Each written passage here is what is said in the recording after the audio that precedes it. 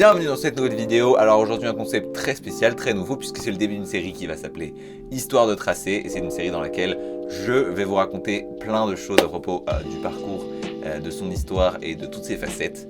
En tout cas aujourd'hui le premier sujet sera parcours vs freerun. Quelles sont les différences? Est-ce que ce sont deux sports différents ou est-ce que c'est un seul sport divisé en deux catégories? On va voir ça aujourd'hui et j'espère que cette série va vous plaire et que ce premier épisode sera une réussite. C'est parti.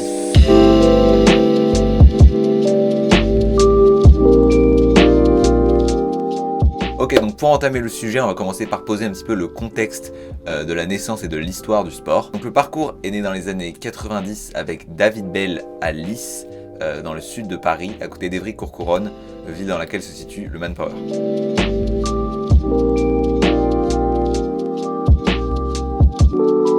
Maintenant, on va voir qu'est-ce que le parcours exactement. Alors d'après Wikipédia, la définition officielle du parcours, c'est: le parcours est une discipline sportive acrobatique qui consiste à franchir des obstacles urbains ou naturels par des mouvements rapides et agiles sans l'aide de matériel. Les pratiquants sont appelés les traceurs. En 2001 sort un film dont je pense énormément d'entre vous ont entendu parler, qui s'appelle Yamakasi.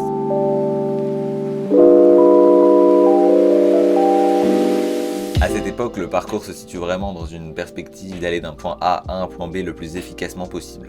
Dans ce film, on voit les premiers stades du parcours dans lesquels le sport se base sur des mouvements relativement simples. Les techniques sont très peu développées. On voit notamment des drops sans roulade, des passements très basiques comme le speed vault. On voit aussi énormément d'impacts qui sont pris par les jambes. Mais on verra que plus tard dans l'histoire du sport, les athlètes se rendront compte que les grands drops ne sont pas bons pour la longévité et qu'il y a des alternatives pour la pratique de ce sport sans abîmer trop son temps.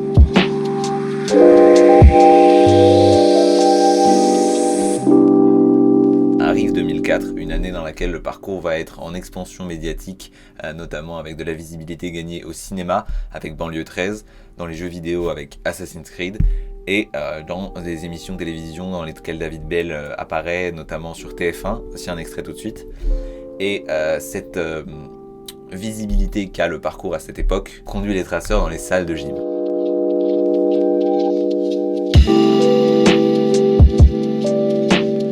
Et la pratique du parcours associée à des saltos en salle de gymnastique donne naissance à une variante du parcours qui s'appelle le freerunning.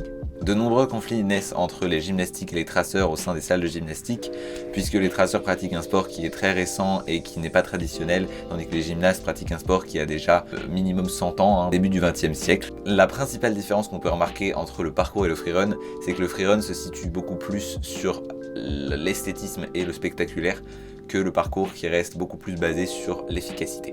Des saltos comme les front flips, les back flips, les side flips, les corks et les foules viennent s'associer par exemple au saut de chat et au saut de précision du parcours. Le freerunning est aussi inspiré du tricking, voici un extrait,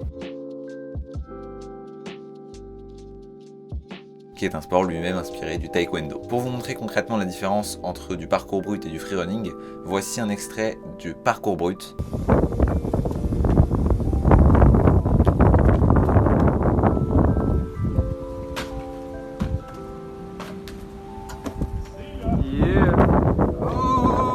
Et voici un extrait de freerunning pur.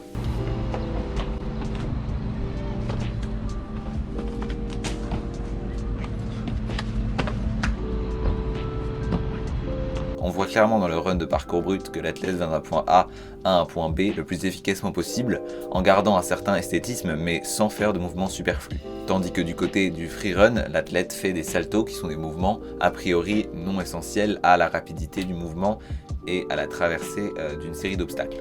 On peut aussi voir que les traceurs de parcours brut font beaucoup plus aller sur les toits et prendre des risques, comme Johan Leroux notamment qui fait du parcours brut depuis déjà des dizaines d'années, contrairement à d'autres athlètes de freerun par exemple, qui resteraient plus sur des hauteurs faibles pour s'entraîner sur des mouvements qui sont extrêmement difficiles à rapporter sur des roof gaps par exemple.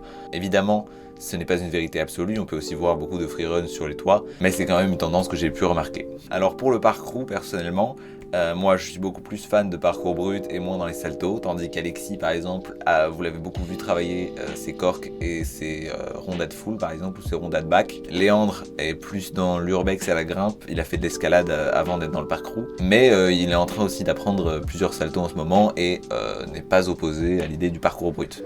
Tandis que Félix, lui, est très attiré par le trekking et ne fait presque plus de parcours pur. Il y a aussi des sous-catégories dans ces deux grandes branches du parcours qui sont le parcours et le freerun, notamment le flow, qui est une manière de pratiquer qui consiste à prendre le moins d'impact possible et à traverser dans un espace restreint en faisant le plus de mouvements variés et différents sur un même obstacle.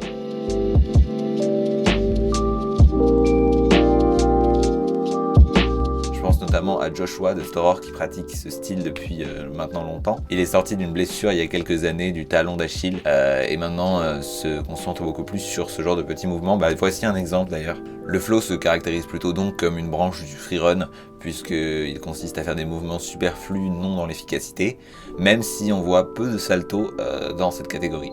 Il y a aussi ce qu'on appelle des power moves qui sont des grands mouvements qu'on peut uniquement faire seul.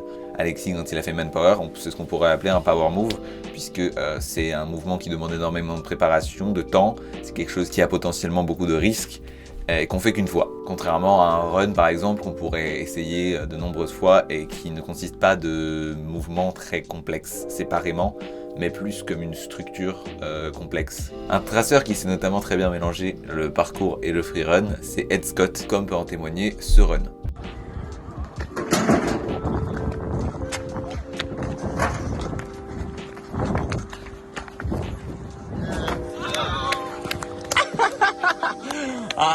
Donc dans ce run, on voit que il se débrouille très bien pour passer entre les murets, tout ce qui est parcours brut et efficacité, il le maîtrise sans problème, mais il finit avec une roue layout. Je pense que c'est pas très professionnel.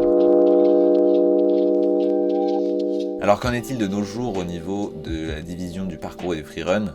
Je dirais que le freerun l'emporte sur le parcours à cause de son côté spectaculaire et impressionnant, même si on remarque une migration du parcours brut vers le Royaume-Uni depuis les 10 dernières années.